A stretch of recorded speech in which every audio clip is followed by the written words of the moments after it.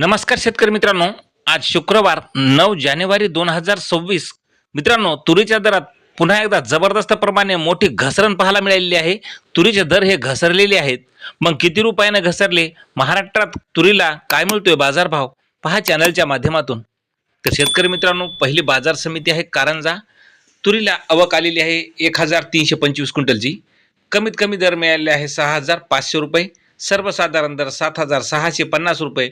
तर जास्तीचा दर मिळाला 7940 रुपये. पुढील बाजार समिती आहे श्रीरामपूर. आवक आलेली आहे 16 क्विंटलची. कमीत कमी दर मिळाला 5900 रुपये. सर्वसाधारण दर 6000 रुपये.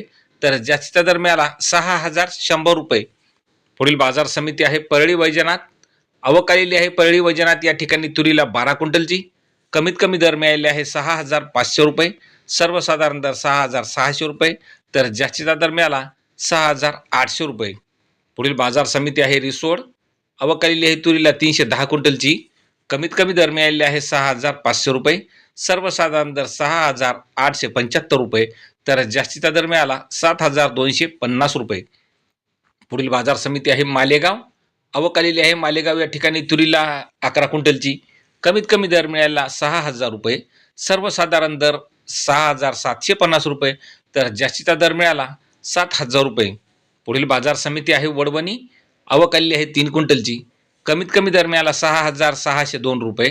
सर्वसाधारण दर मिळाला 6700 रुपये. तर जास्तीचा दर मिळाला 6700 रुपये. मित्रांनो, पुढील बाजार समिती आहे देवणी. आवक आलेली आहे 38 क्विंटलची. कमीत कमी दर मिळाला 7300 रुपये. सर्वसाधारण दर 7400 रुपये.